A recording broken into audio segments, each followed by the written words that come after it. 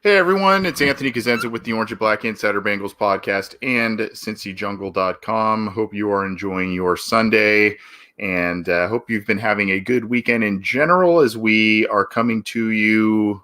If you're listening to us live, it would now be Sunday afternoon, Sunday evening. We thank you for joining us, whether that's on Cincy Jungle's Facebook Live video account or the Orange and Black Insider Bengals podcast YouTube channel. Thank you for joining us live. If you aren't joining us live and are catching this episode of the podcast after the fact, thank you for downloading. Try and join us after the games for post-game reactions. We try and do these after every game. We try and do them pretty shortly after every game as well. You can get the show aside from on CincyJungle.com and the aforementioned YouTube channel for the Orange and Black Insider. You can get the SB Nation Cincy Jungle podcast slate of Bengals shows on iTunes, Stitcher, Spotify, Google Play. You can get it now on iHeartRadio or on Megaphone. You can also get the program, as I mentioned, on YouTube and on CincyJungle.com. Well, the Bengals fell to the Steelers 16-10. It was a game that was pretty hard fought. It was a game that was very close. There were two teams that were not in great shape in terms of injuries, attrition. Steelers had a key player out of the lineup, Marquise Pouncey, because of the suspension from the brawl the week prior. But yet again, the Steelers prevail. They kind of sort of did their little bullying trademark that they like to do. There was a little chippiness at the beginning of the game, but that seemed to die down, and there weren't the brawls, there weren't those types of things that have really marked quite a bit of this rivalry over the past few years. A lot to get to here. I think we can talk about the quarterback play. We can talk about play of the ancillary players on offense and the play of the defense. You look at, I guess we could look at the defense. Once again, I feel a little bit like a broken record. I mean, the defense did enough for the team to win the game, and they definitely did enough for the team to win the game, especially with the woes on offense. The defense let up only 16 points to the Steelers, and granted that Steelers had to bounce between two different quarterbacks. The Bengals played both of them pretty well. They combined for one touchdown, one interception. Bengals sacked the quarterback a couple of times. There were some great individual performances on defense. I thought Carlos Dunlap played well. He had a pass defended that ended up being an interception. The guy who intercepted that pass, Sean Williams, ended up stepping up and playing relatively well. Jesse Bates had a better game as well. He was coming off two games with an interception. Coming into today, he didn't have an interception, but was kind of flying around a little bit. Thought Darquez Dennard had a very good first half for the Cincinnati Bengals. The defensive line played very well. Linebacker play wasn't overly great.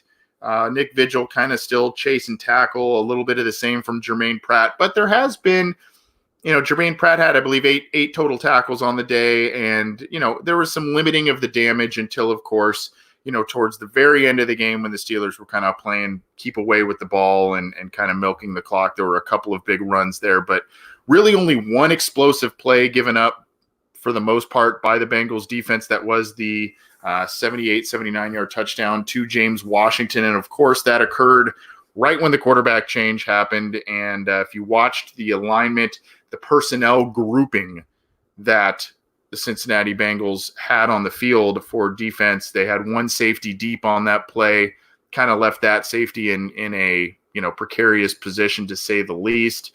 And of course, the Steelers, being the Steelers, took advantage. The Bengals now have lost. They have lost 13 straight games going back to 2018, and are I believe they're 1-6, 1-17, 1-18 in their last handful of games. So not a great direction for this team going forward. But as I said, the defense did enough and limited the points, limited the damage enough for the Cincinnati Bengals to get a win. I mean, you look at week one, they let up 21 points in Seattle to the Seahawks. You could say you can win that one. You let up 21 points to Buffalo, who is now an 8-3 team, by the way. 21 points to the Bills in Buffalo. Another game that maybe you think could have been won. You could look at the 26 points to the Cardinals. Yeah, okay, that's a little too much maybe. 23 points to the Ravens, who were seemingly beating everybody the first time around. 23 points, it gives you a shot. 24 points to the Rams on a neutral field in England, gives you a shot. 17 points to the Raiders in Oakland last week, definitely gives you a shot to win a game. And then 16 points today to the Steelers on your home field. There's 6 or so games in there that points-wise, the defense is doing enough to win you games. Now, it's not pretty. They're letting up a lot of yards. There are other games in there, obviously. 41 points to the 49ers on your home field. That's not going to do it. 27 points to the Steelers in Pittsburgh. When you're only scoring 3, that's not going to do it. I mentioned the 26 points against the Cardinals. That's kind of a high amount. 27 points against the Jaguars, who aren't a very good team. That's not going to do it. 49 points against the Ravens, of course, that's not going to do it. But you look at the Ravens game, 2 of those touchdowns were from the offense. There was a lost fumble in that Ravens game that was returned for a touchdown, a pick 6 in that game that was returned for a touchdown. A couple of those instances obviously occurred in some of those other games too. But I'm not saying the defense is great. I'm not even saying it's good. But more often than not, in terms of total points and overall scenarios, they are doing enough for the Bengals to win ball games. And unfortunately, whether it was Andy Dalton or whether it is Ryan Finley, the offense is not stepping up. Now, the offense definitely has taken a step back from under Ryan Finley than that of Andy Dalton. So let's kind of transition from the Bengals' defensive performance that should have given them, a good chance to win on their own home field, especially from a battered Steelers team. Ryan Finley, 12 of 26, under 50% completion percentage again, and under 200 yards passing again. He has not cracked he's not 192 has been, which is what he threw for today, was his career high. He is not past that mark in his 3 starts. He had the 1 touchdown. He had 2 fumbles today. 1 was lost. So not a good day from him. I will say this in Finley's defense, there were probably 3 or 4 drops that hurt him. Now, that's something obviously that plagued Andy Dalton too, so he wasn't immune to that either. But I believe it was early in the fourth quarter, Bengals needing to get out of the shadow of the end zone. I think they're only down by 3 points. He puts a ball on Tyler Boyd, who is kind of going across the middle. He may or may not have gotten the first down had he hung on to it, but that's a ball that hits him basically right in the gut, drops it. Another one earlier, I believe it was kind of a contested ball to Boyd, doesn't complete it. Alex Erickson, another one. There was probably 2 to Alex Erickson that were contested passes. He catches at least one of those, which I think maybe you should have. That's the stats are a little different. Situations are a little different. But, of course, shoulda, woulda, coulda is kind of the MO for the Cincinnati Bengals going, in 2019 here.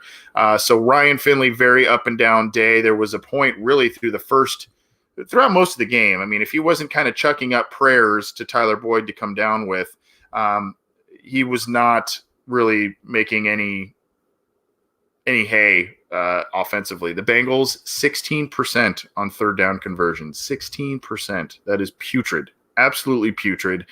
And that was the reason for, or a big reason for, the Bengals' ineffectiveness on 3rd down was because penalties by the offensive line, negative plays on early downs that put them in long, 2nd and long, 3rd and long situations. They can't get out of it. They have to punt the football. So, a lot of the same. Now, Cordy Glenn came in. We could talk about the offensive line. The offensive line remains a major issue. Billy Price was benched, or however you want to put it, maybe sat because he had a supposed back issue late on Friday. Alex Redmond was going to get the start. Alex Redmond hurts his elbow I don't know how that happens, in pregame warmup somehow. And he was out for the game. Billy Price then gets reinserted into the lineup, making me think this was more of a benching than anything else. So he gets reinserted in the lineup. He was just meh.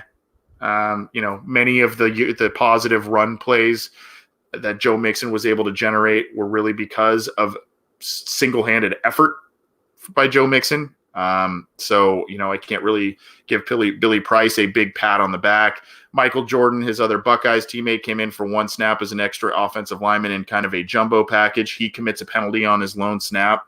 Wonderful. John Miller had a penalty. Bobby Hart, absolutely atrocious game at right tackle, continues to get abused by TJ Watt. I think TJ Watt has 4 sacks against him in 2 games. He had another false start late in the game.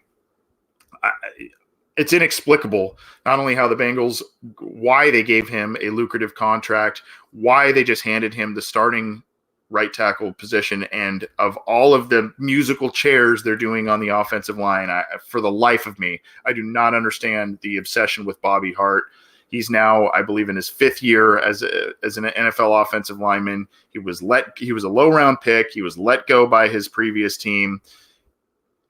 I understand he's younger, and you may think he might be getting better. He might be progressing as a player, but he is not showing it on tape. And unfortunately, he remains one of the major issues on the offensive line. Now, when your offensive line depth chart is very low in terms of amounts of tackles and or amounts of worthy tackles to potentially sit him down and replace him, that's an issue. But that is definitely a position that needs addressing in this offseason. That is a contract the Bengals desperately need to get out of. Use that money, take the cap hit, but use the other excess cap space you would take from releasing him, and use it for someone in free agency that is able to help you out in a different area, or potentially at right tackle, because that is not getting it done. We're going to talk a few more minutes here. I'm seeing some questions and comments. I saw someone say in all caps, Dalton. I don't really know what that means, but I did see an egregious misfire by Ryan Finley on a deep ball to Alex Erickson. Alex Erickson was streaking wide open down the right sideline, and like a pass that Dalton sailed on Auden Tate down in the game against the Rams on the left sideline, Finley missed an easy one that may have been a touchdown pass to Alex Erickson, but he just threw it out of bounds. He didn't underthrow it. He didn't even give his guy a chance to get it. He just sailed it out of bounds. Not really a windy day, to my knowledge. Not, it was a cooler day, but, nothing that really should have prevented him from hitting that pass other than just an errant throw. So, not much to say about that. Chance White says Finley is literally a younger Dalton. He fell apart when it mattered most, just like 14. I don't think right now he's not playing as well as Andy Dalton. So, and it's that's easy to say. He's a rookie in his 3rd start as opposed to Dalton. But I mean, Dalton was showing us a little bit more as a rookie. Now, granted, he had AJ Green and others and a much better offensive line when he was a rookie, but I don't know.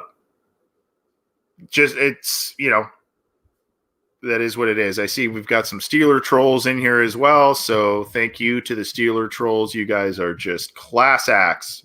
I engaged with one, made the mistake of doing so on Twitter. Real class acts, and hopefully that person is joining us for the show, because he is a Twitter tough guy, and gotta love those people. So real classy fan base, those Steelers fans. At any rate, let's kind of keep moving here. I'm going to kind of keep scrolling for questions and comments, so keep those coming, guys. Again, I'm Anthony Cosenza with CincyJungle.com and the Orange and Black Insider Bengals podcast, talking about the Bengals 16-10 loss to the Steelers. Came close, but still could not do enough. major mistakes down the stretch and or ineffectiveness throughout much of the game on offense, and it just ended up kind of blowing up in their face yet again. Bengals are 0-11. It is the worst start by the team in franchise history, and they've lost 13 straight. We'll talk a little bit more about that in just a second. But again, I'm Anthony Cosenza with CincyJungle.com and the Orange and Black Insider Bengals podcast. I said at the onset of the show, you can get this program and other podcast episodes from other shows on the Cincy Jungle Podcast Network through a variety of different audio channels. So take advantage and listen to those how you can. And then this show also is on YouTube, and then we do it through Cincy Jungle's Facebook live as well. So thank you for those tuning in live and interacting with us. Even you troll Steeler fans, we'll accept you hanging out with us. I mean, you've got nothing better to do, obviously, than to go on an opposing team's podcast and talk noise. So, that's your life. That's okay. But thank you all for tuning in and joining live. Thank you for subscribing to our channels, and thank you for listening after the fact if you are so inclined. Talking a little bit more about the offense, Tyler Boyd had another 100-yard game. Now, if you remember leading into this week, Tyler Boyd kind of chirped a little bit. He was a little upset after the Raiders game that he was not getting the ball. It was his first professional game that he had basically 0 yards receiving. Not pleased about that, obviously. So he kind of said, in so many words, he kind of said, basically, you paid me this contract, you gave me this extension, but you're not giving me the ball. What's the deal? And rightfully so. He is basically their best receiving weapon right now. I mean, you would say Tyler Eifert, but they don't really use him. And obviously, with the injuries and all that kind of stuff, it's up for debate. But I mean, he is the best, if not one of the best available receiving threats on this team. He's now, I believe that's his third 100-yard game of the season. And, in the second quarter, Tyler Boyd really put this team on his shoulders, kind of literally, with a one-handed 47-yard catch. And then one play later, he outmuscled for a touchdown pass that was a wounded duck thrown by Ryan Finley to the end zone. He kind of outmuscled Joe Hayden in the front corner of the end zone to, make a nice play and kind of give hope to the Cincinnati Bengals. Unfortunately, Tyler Boyd in the third quarter, he had a nice pass interference penalty that helped the team get a field goal. In the fourth quarter, Boyd I mentioned the critical drop earlier, and then Finley throws one of his best passes of the game, kind of drops it into the bucket for Boyd, a big gain. Boyd kind of takes a couple of steps and lets it get punched out. Steelers recover, and Bengals were really close in scoring position. It had Boyd not fumbled the football. So kind of an egregious error by Boyd. Tough hit and everything, but kind of one of those things where, just protect the football there and be aware of your surroundings. And unfortunately, he was not. Now, it's hard to fault a guy who has 100 yards, a touchdown, a great one-handed catch, and really did a lot to help this team and has done a lot to help this team throughout the course of this season and really the past couple of seasons. But, those errors, when you kind of speak up about not getting the ball and then they make a concerted effort to throw you the ball and you have a drop and this fumble, 5 catches on 9 targets. He was the highest targeted player on the day. You give him a pass because Boyd has been very productive and he's really improved as a football player from when he first started with this team. But, just in this week when he was kind of speaking up, it's a little tough to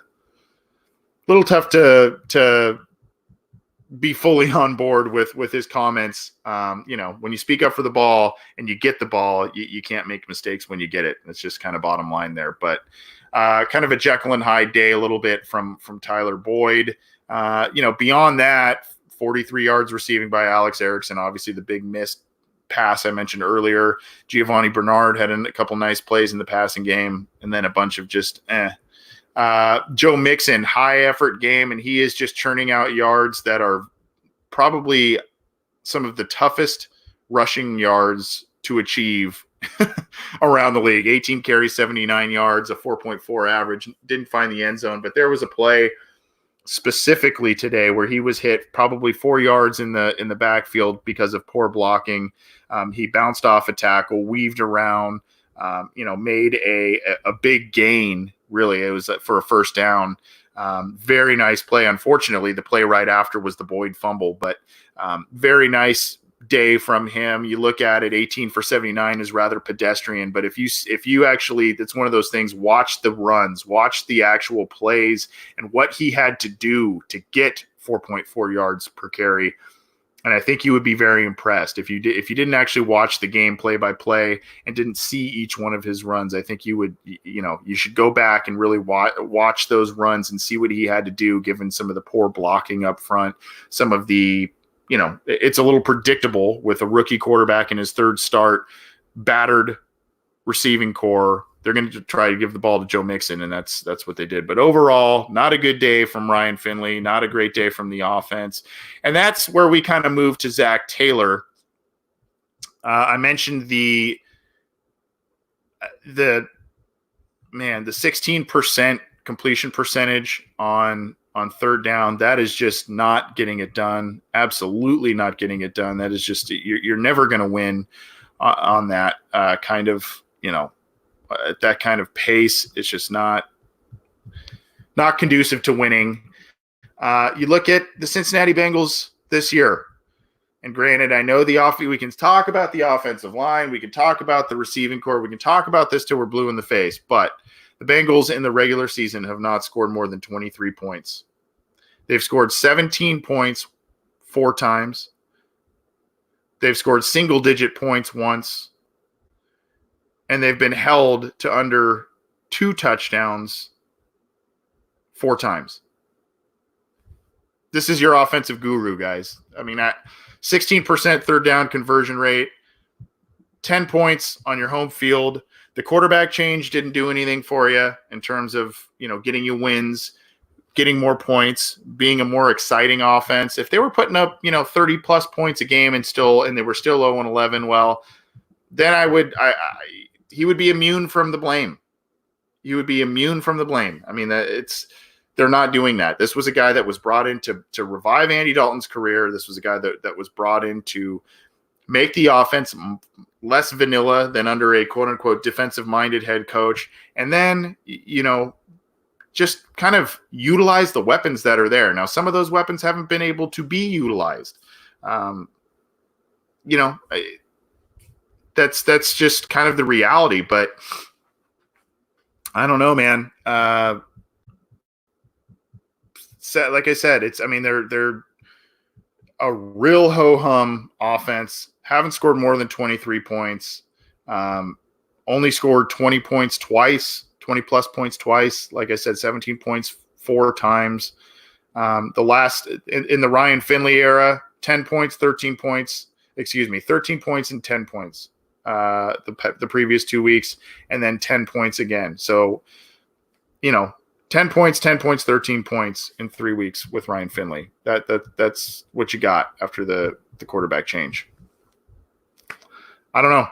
You now have the worst start in franchise history, which is really truly saying something for one of the most unsuccessful franchises in NFL history in general. He's outperformed in this regard David Shula. He's outperformed David Shula with the 0-11 start. Some fans are very excited about that because of what that means for the draft next year. Fine. If that's your mindset. I do like that, the past couple of games have been close. I like this team doesn't seem to have quit. But there were times also in this game, I thought there was a pass interference penalty on BW Webb that could have been challenged. He did not challenge it. He did make a good move on it was an intentional grounding towards, I believe, the end of the first half, where they were going to take off 10 seconds, and instead he used the timeout and all that. He worked that situation well. But this is proving to be too much it appears, for Zack Taylor in terms of play calling duties, being a first-time NFL head coach, the injuries. All of this is proving to be too much, and an 0-11 record speaks to that. I mean, there's really no way around that. That doesn't mean he can't be a successful head coach in this league. That doesn't mean he won't be a successful head coach with the Cincinnati Bengals down the road. But this team needs to get healthier, and he either needs to, relegate the play calling duties to somebody else, or he needs to, he needs to probably get some more experienced coordinators and other folks on staff, and he needs to absolutely nail, if the Bengals are going to keep him in next year's draft, he needs to absolutely nail the draft next year, and not project guys, not guys that are coming in with predisposed injuries or injury issues in their history. They need guys to step on the field throughout training camp, throughout the preseason and the regular season. They need them to play almost every game that they can if this team's going to turn around quickly. It's going to start with a quarterback. That is for sure. Ryan Finley doesn't seem to be the answer. And if Ryan Finley is the answer, it's with an all-star line. It's with A.J. Green coming back, Tyler Boyd being healthy and is your solid number 2, and probably another wide receiver, whether that's John Ross or another draft pick this year. You're going to need to do the Andy Dalton method and build heavily around Ryan Finley, because he's showing less than Andy Dalton did. And, Andy Dalton throughout much of his career had a lot of help, but he also had some big games and big numbers. Ryan Finley through 3 games is not really instilling the confidence that he's your long-term answer. So I'm saying Sterling Sherwood, Zack Taylor should be fired now.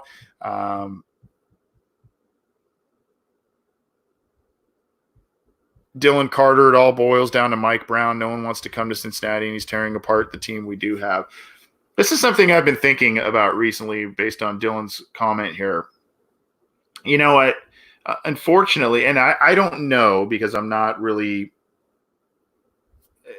this could be just kind of, conjecture and everything, but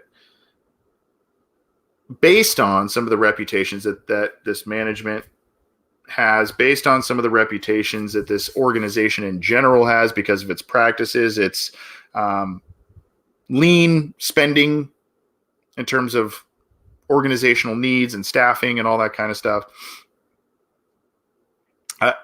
I do wonder if that's why. I think back to the Bengals giving high round picks with troubled pasts, Tank Johnson, Pac-Man Jones, all these guys that were talented guys but were cast-offs in the league. Same thing in the draft, the Chris Henrys and all those that came in with red flags, Odell Thurmans. You look back to their last 2 head coaching hires, they are 2 guys that were pretty hot commodities around the league, but were risks because they had never been NFL head coaches before, and or, in Taylor's case, never a head coach in general. Both came from Super Bowl pedigrees, one winning, one losing, but they had Super Bowl backgrounds in Marvin Lewis and Zack Taylor. I'm thinking, maybe what Dylan's saying here, no one wants to come to Cincinnati and all of that. Maybe that's why this team has had to make those kinds of decisions. You're not going, Jack Del Rio was maybe spoken of as becoming a defensive coordinator. Maybe he looked at this situation and kind of said, this is a situation where I am not set up to be successful. And if you are an employee of an organization, whether it's football or otherwise, you want to go into a new job, feeling like I am given the keys to be successful and make the team, the organization successful. And maybe some of these more well-known guys who have extensive NFL resumes and are well-respected around the league, look at Mike Brown, look at the way this team is run and say, thanks, but no thanks. I'll wait for another opportunity. Whereas guys who need to get their foot in the door, need to get that first opportunity, say, yeah, I'll jump at the opportunity with the Bengals, or maybe it's their last opportunity in the case of these character concerned guys. Now the Bengals have for the most part shied away in recent years from the character concerned guys, but I think you get my point where these are, cast-offs, guys begging for first shots. I wonder if that's who they have to choose from. I don't know. The Bengals had a couple of guys supposedly on their short list for the head coaching search. Eric Bieniemy was one. Bieniemy was a player for the Bengals, and he has not been an NFL head coach before. So, there's that. Shane Waldron, the other assistant with the Rams, was a guy supposedly they were interested in, and a few others. But I don't know this with certainty, but it definitely, especially in a season like this, you get your wheels turning about how this team is run, what they're doing, what their plan is, and why they are, and who they have been. It's hard. It's hard for me to. It's hard for me to understand a mindset as an owner of an NFL team to have this kind of stretch of futility and and I'm not just talking about 2019, I'm talking about before. I just don't understand how that's accepted internally as a culture. If I owned a business and it was, I guess from a financial standpoint, it's not really failing because of the revenue share system and all of that, but that stadium was pretty sparse today in their biggest rival of the year. And it probably was one of the more well-attended games because there was a significant Steelers contingent at that game. So attendance has been an issue. I don't know. I've written this in a couple of pieces I've put up on Cincy Jungle, but in case you needed to know, courtesy of ESPN.com, the Cincinnati Bengals have the second lowest average attendance per game in the NFL. And the only team that's below them is the Los Angeles Chargers. And that's because they play in a tiny stadium right now. So that number gets skewed because of that. So if and when the Chargers get into their new stadium, that's going to, and this trend continues, the Bengals will for sure be the lowest attended team going forward. Now that could change with a quarterback drafted next year. I don't know. We'll see. I'm going to end on this. We've talked a lot about the Steelers game, and I'm trying to get to some questions and comments here. Some of them, I'm kind of seeing some. I'm not seeing all of them, but yeah, Chris Reisner. I haven't watched them play the last 3 weeks. I can't believe how inept they are. You missed a decent and a hard fought game today, but it's a lot of tripping over their own feet. At the end of the game, the Bengals had kind of a shot. They were down 16-10, and they had a shot to go and drive for the winning touchdown.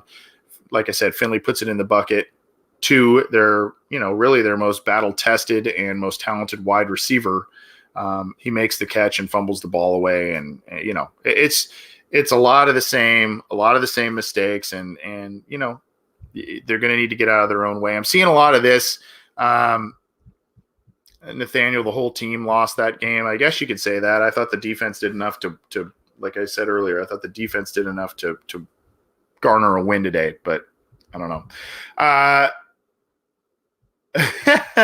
Mark Rydell, to have the energy to continue to talk about these Bengals, it's amazing. Well, hey, as long as you guys want to hear this and hear from me and my co-host John Sharon and others, we're going to keep giving you these shows. We enjoy doing it. And a big reason, especially in a season like this, a big reason we enjoy, and I'm not just blowing smoke and saying this, a big reason we enjoy doing this, especially for our show, and the reason we format it the way we do with the live videos and the live feeds is the interaction. And it's not just you interacting with us. It gives us stuff to talk about, especially for the post-game episodes, but you guys interact with each other. And I think that's pretty cool. And it for the most part remains positive from fan to fan and from you guys to us. So we appreciate that. I've always kind of prided the show that we do here as a listener driven show. You guys kind of take the wheel a little bit and steer us. So anyway, I just appreciate that you guys are still tuning in during a year that is definitely not that entertaining and definitely not very hope inspiring. I want to say this though, speaking of inspiring hope, a lot of stuff has been transpiring in the college ranks that would affect the Cincinnati Bengals and their draft next year. Now, based on the early slate of games. We're sitting here, finishing up the late slate as we record today. The Bengals still hold now. It's now a 2-game lead for the number 1 overall pick. The Giants sit at number 2 overall. And if that holds up, you would tend to think that with the Giants spending such a high pick on Daniel Jones last year, you would tend to think that they are not interested in a quarterback. The Washington Redskins are up there as well. They, depending on their thoughts on Dwayne Haskins, he was a high pick last year. I don't know that they would be inclined to use a high pick. So the Bengals might be in pretty good shape here, both not only for the amount of wins and losses, but the teams that are also up there. I'm seeing a ton of stuff. Joe Burrow. There are some, I see someone here saying I would take Chase Young first to get a QB in the second round. There is logic in both, but,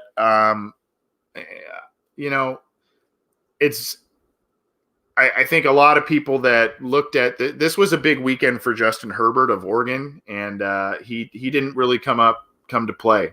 This was a big weekend for him because it was basically the first weekend he was going to play after Tua Tagovailoa went down with the injury, another guy who was kind of been talked about as a top pick. So Joe Burrow played another solid game. Wasn't anything near really the game against Alabama, which was outstanding.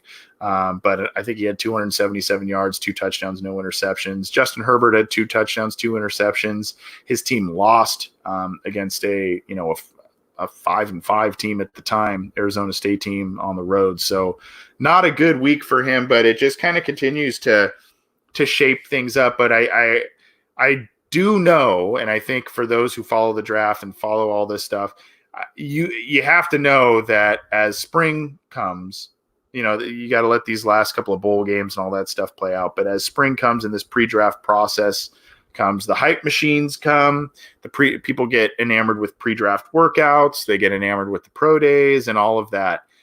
So some things could change, but I think right now, as we sit here, I think it has to be Joe Burrow for the Bengals at number 1 overall. We'll talk a little bit more about that undoubtedly this week on our Wednesday, our pre-Thanksgiving show of the Orange and Black Insider. John Sheeran and I will do that. But I think right now it's got to be Joe Burrow. The Bengals are not putting up points.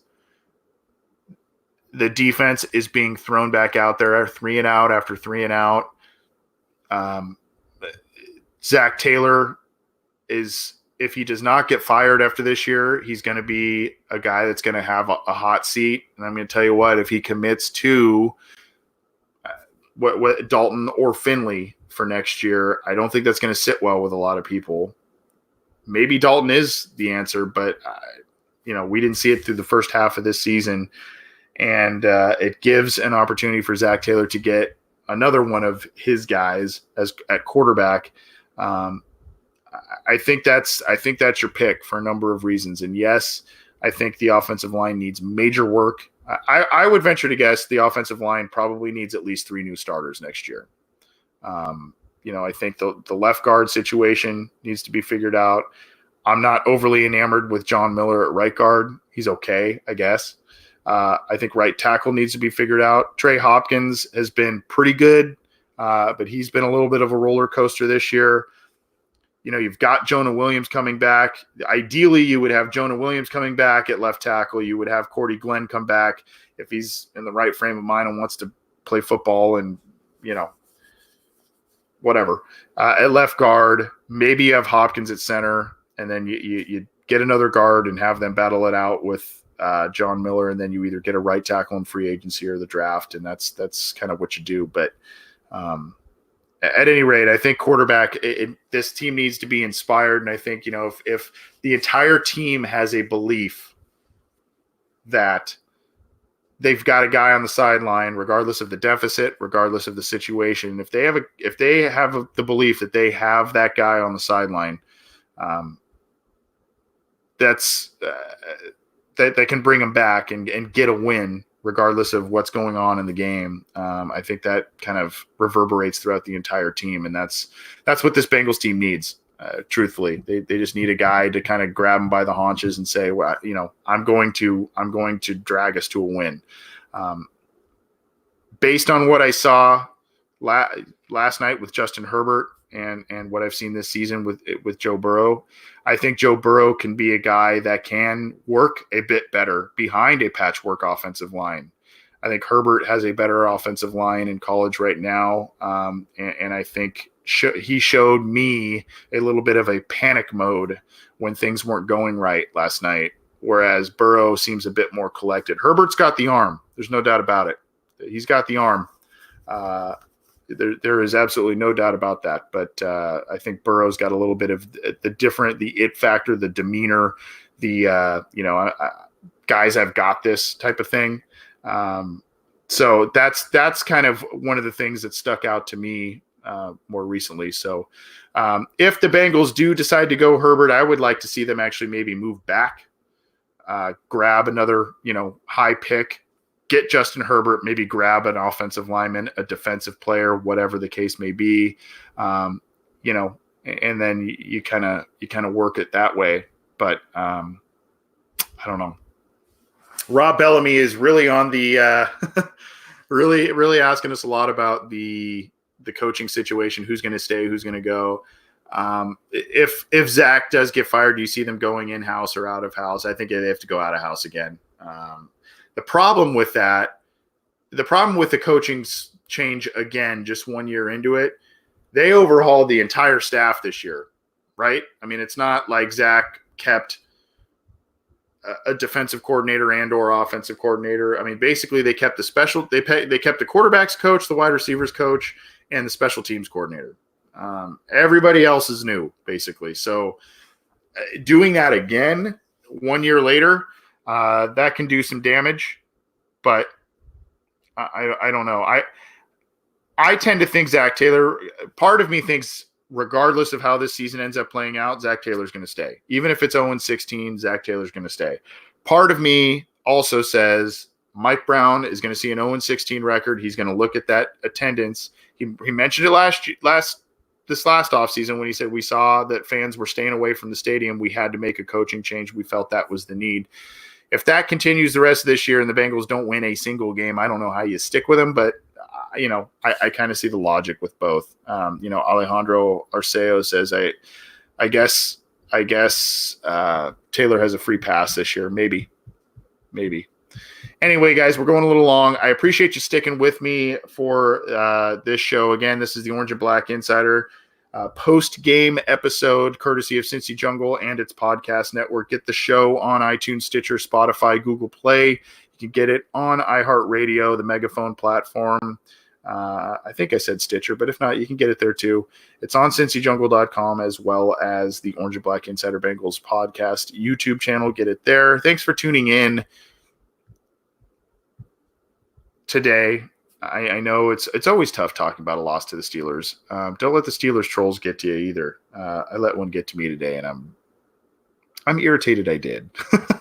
But better days are ahead, I hope. And enjoy the rest of your weekend. Go do something fun and take your mind off some Bengals football. But download the show before you do. Thanks for tuning in. We'll see you next time. Take it easy.